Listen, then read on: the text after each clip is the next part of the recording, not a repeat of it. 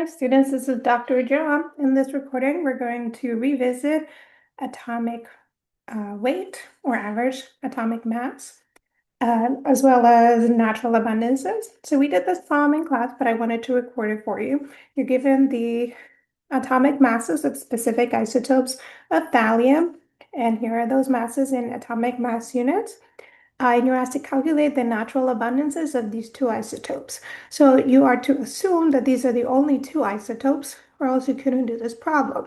You're given number of significant figures and then the average atomic mass, which you could also get from the periodic table, albeit not with that many decimal places. Okay, so this is testing whether or not you know the concepts of natural abundance. So the natural abundance is the percentage of each isotope that's found in nature, and they contribute a specific amount to the average atomic mass, um, or the average atomic mass for that element. So I'm just going to set up this problem as if I was going to calculate the average atomic mass, but of course I already know it. I'm going to take the atomic mass of thallium 203 here, which is 202.972320 atomic mass units. If I knew the the natural abundance, I would multiply by it. Because I don't know it, I'm just going to use a variable, which I'm going to call P here. And then I would add that to the atomic mass of the other isotope, which is 204.974401 atomic mass units. And then I would multiply that by that natural abundance. But I also don't know it, so I need to use a variable. It would not make sense to use a variable that's not a function of P here, because then I would have two variables in one equation and I would not be able to solve for them. So I have to write a variable that's a function of P, and that's going to be 1 minus P. Why 1? Because the natural abundances need to add up to 100%. And when you do this calculation, we take the natural abundances divided by 100, which is 1. So the P's will have to add up to 1, P's being the percentages. So that's why I'm using 1. Bear with me here.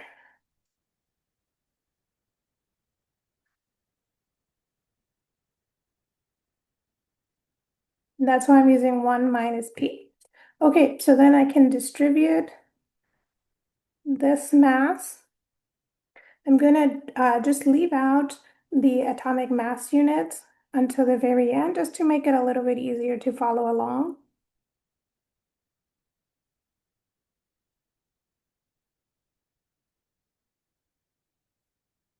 So that's times 1, so that's just no P's there.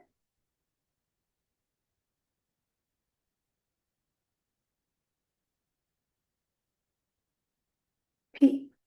Okay, so then I want to isolate the variable P. I can subtract 204.974401. I have to do it from both sides.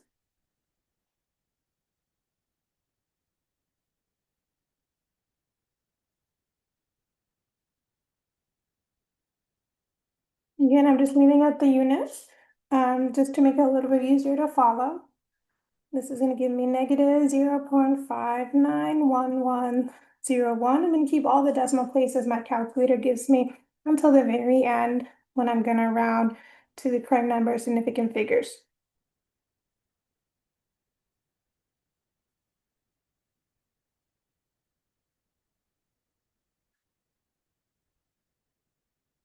Okay, so now I just have the p's on that side. So if I combine those, I know I'm rewriting a lot of information. You don't necessarily have to rewrite everything. This is going to give me a negative 2.002081p. Just if I combine these two values, now I can solve for p here by dividing both sides by negative 2.002081. So that's going to give me 0.295243. That's going to equal p. So I have um, the natural abundance of thallium 203 going to be 29.5243%. And then a thallium 205 would be 100 minus 29.52433%. So 100 minus the natural abundance of the other isotope, 70.4757%. Okay, so P here, I just multiply by 100 to get the percentage of thallium, right? Because I set that variable here to P, and that was thallium 203. And then again, the other isotope natural abundance has to be 100 minus 29 dot dot dot percent there, or 1 minus P times 100. Okay, so let's move on here. We've talked about the concept of the periodic table. I want to talk about some vocabulary, just formulas that we use in chemistry. The molecular formulas are going to represent the number of each atom in a molecule. So here we have the molecular formula for CH4 for methane. It has 4 hydrogen atoms and then just 1 carbon atom. Okay, because the subscript here is understood to be 1 when there's nothing indicated. If we had, for example, C2H6, that's a different molecule that's called ethane. It has 2 carbon atoms and 6 hydrogen atoms. Now, what's demonstrated here is what we call a structural formula, in which the number of atoms is indicated, but then also the connectivity. This is S8, that would be the molecular formula for elemental sulfur. Now we also have the empirical formula. So the empirical formula has the same ratio of the atoms as the molecular formula, but in the simplest ratio. So if we look at C2H6 and we divide both of those elements or of those subscripts by 2, we get CH3. There is not a molecule that is CH3, so I'm going to put that in parentheses. That is the empirical formula. It is just the simplest whole number ratio. Okay. For CH4, you can't simplify it any further. So the molecular formula and the empirical formula are going to be the same. For sulfur, you could say just S as the empirical formula. Okay, we'll do some more of using those examples in class, but let's move on to some harder concepts. You've already been introduced to the mole, but I want to make sure you have every example that you're going to be expected to do at this point. So how do we count atoms, right? Imagine you have a jar full of jelly beans and that each one of those jelly beans is an atom. How do you count them without taking them out of the jar and counting them one by one? Well, we can weigh them. Maybe looked at, that example before of jelly beans and the weighted average of those jelly beans being 5.1 grams. So we're going to use that same concept, and now we're going to attach it to a number of atoms according to that mass. So we have this unit of the mole that's defined as the exact number of atoms in exactly 12 grams of carbon-12. So just the carbon-12 isotope, so no carbon-13, okay? And that exact number is Avogadro's number, 6.0221415 times 10 to the power 23. That's how many atoms of carbon-12 are in 12 grams of carbon-12, or 1 mole. So we have a lot of new definitions here. So if you look at the picture on the right, this is a visual representation of 1 mole of different elements. 1 mole of sugar molecules, 6.022 times 10 to the 23rd sugar molecules in that beaker. 1 mole of copper, 1 mole of aluminum, 1 mole of helium. They all represent the same number of atoms or molecules of that element or of that compound in the case of sugar and salt, which are a compound, not just an element.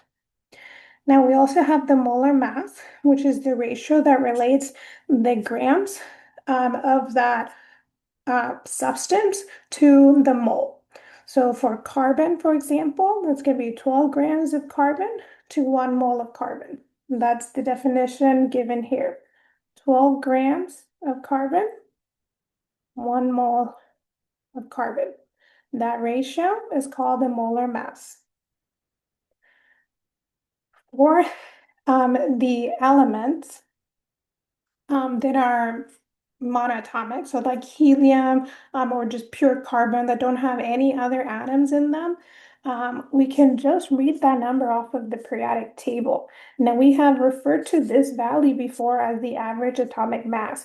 Really, this value is dimensionless so that we can put the dimensions that are needed. So helium has an average atomic mass of 4.003 AMU. And also helium has a molar mass, even though it's um, the same number of 4.003 grams per mole. Right, so that's its molar mass. And then when we use AMU, we call it the average atomic mass. So the same thing for carbon, 12.01 AMU when needed, 12.01 grams per mole when needed, molar mass or average atomic mass, depending on what your problem is asking you to do. Now notice this is 12.01, not exactly 12, because remember this is now the weighted average. In the previous example, we were looking at the exact isotope, just carbon 12. So here's a list of the 4 different types of problems you're expected to do. I'm about to walk you through all of these. And the general understanding that you have to have in the back of your mind is dimensional analysis, how to go from mass in grams to moles and back, but also from moles to number of atoms or number of molecules, and then back. So what relates mass to moles is the molar mass, the grams per mole. What relates moles to the number of atoms is Avogadro's number.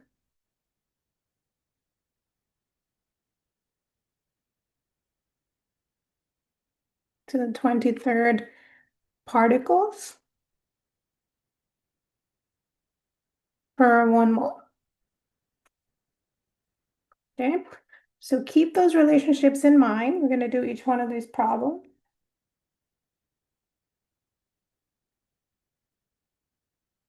Okay, so the first one, this is again the same information. How many moles of strontium atoms are 93.7 grams? So if you take my class, you know I like to do these boxes. The final answer is going to be mole of strontium. That's going to be my final answer. And then I'm going to start with 93.7. I could start maybe even further back. 93.7 grams of strontium. I'm going to multiply by some relationships. Okay. And if I don't know what I'm doing, that might take several relationships, so I'm going to leave couple of boxes. But if I remember that mass and moles are related by just one ratio, so I actually don't need a second box. I just need the one. I need to make a little bit bigger here. Okay, so I'm going to multiply by a ratio. Grams of strontium need to be on the bottom, and then mole on the top. Grams and grams will cancel out, giving me the units that I want. So I know that the units are correct, and then I can fill in the numbers. Where am I going to find the molar mass of strontium? Well, in the periodic table. So if I look in the periodic table, I'm going to see the value 87.62. There are no units. But I'm gonna add the units and say that's 87.62 grams per 1 mole. All right, so the ratio needs to be inverted from what it's given in the periodic table, but that's all right. Then I'm just gonna use my calculator, multiply 93.7, not gonna multiply by 1, just gonna divide by 87.6, 1.07 moles, three significant figures, because of the mass given has three significant figures. Okay, how many grams of platinum are in 26.4 moles of platinum? So now I'm going reverse. So I already know I only need one relationship to relate moles to grams. Okay. Um, so grams of platinum here. So, I don't need that many boxes, just two. All right. So I have 26.4 moles of platinum. Then I'm going to multiply by the molar mass relationship, either as is or inverted. How do I know which way? Well, I'm going to write the units, moles and grams. I know moles are going to cancel out, leaving grams behind. Then I'm going to take out my periodic table, see the number 195.085 grams per mole. Okay, so I know I'm doing it correct because my units cancel out. Three significant figures. So 5,150, that zero is not significant. Three significant figures because of the beginning here. So I've shown how I can go from grams to mole using molar mass and then moles to gram using molar mass. And I'm getting those molar masses from the periodic table. Okay, so if that wasn't clear, strontium, and then it says 87.62, and then platinum, if I go find it in the periodic table, it says 195.085. Okay, two more problems here. How many atoms are there in 6.30 moles of selenium? So now I'm looking at the relationship between moles and the number of molecules or atoms. They're both related to moles by Avogadro's number. Okay, so again, I'm going to use my little boxes here. So I want atoms of selenium. Okay. And I'm going to multiply by just one relationship, which is going to be Avogadro's number 2 moles. So my little boxes. So I know I start with 6.30 moles of selenium. 1 mole of anything equals Avogadro's number of moles. This is Avogadro's number of that anything. 6.022 times 10 to the 23rd atoms.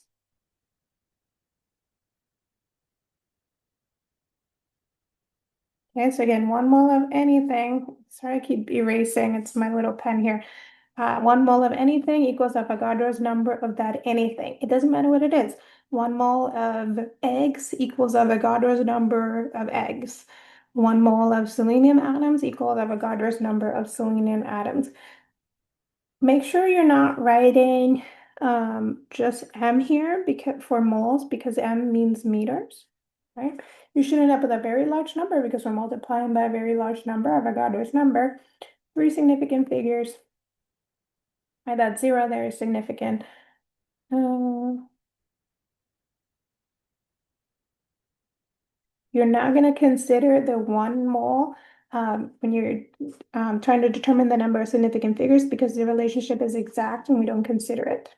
So that is how we go from moles to number of atoms. It could be moles to number of molecules too. Now to wrap it up, how many grams of oh, I'm sorry, now what is the mass in grams of 5.75 times 10 to the 18 aluminum atoms? So I did skip some sort of intermediate problem here, which is fine, just going back from atoms to moles. But let's see, we want grams of aluminum, okay? And we're going to start with 5.75 times 10 to the 18 atoms of aluminum. Now, I can't jump from here to here. Again, cannot jump from here to here. I have to go from atoms to moles and moles to grams. Okay, I have to go from atoms to moles and moles to grams. Cannot skip moles. So I'm going to take my atoms, go from atoms to mole. If I were to stop there, I would have the moles of aluminum. And then from mole to grams of aluminum. Okay, and then I can stop looking for relationships because I can cancel out my units to get grams of aluminum. 1 mole of anything equals Avogadro's number of that anything.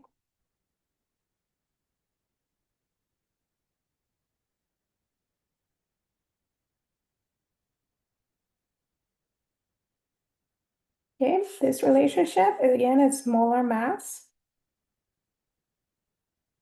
I get it from the periodic table. I multiply moles by the molar mass to get grams. I multiply moles by the molar mass to get grams. Grams of aluminum equal to 1 mole. So this is going to give me 2.50 times 10 to the negative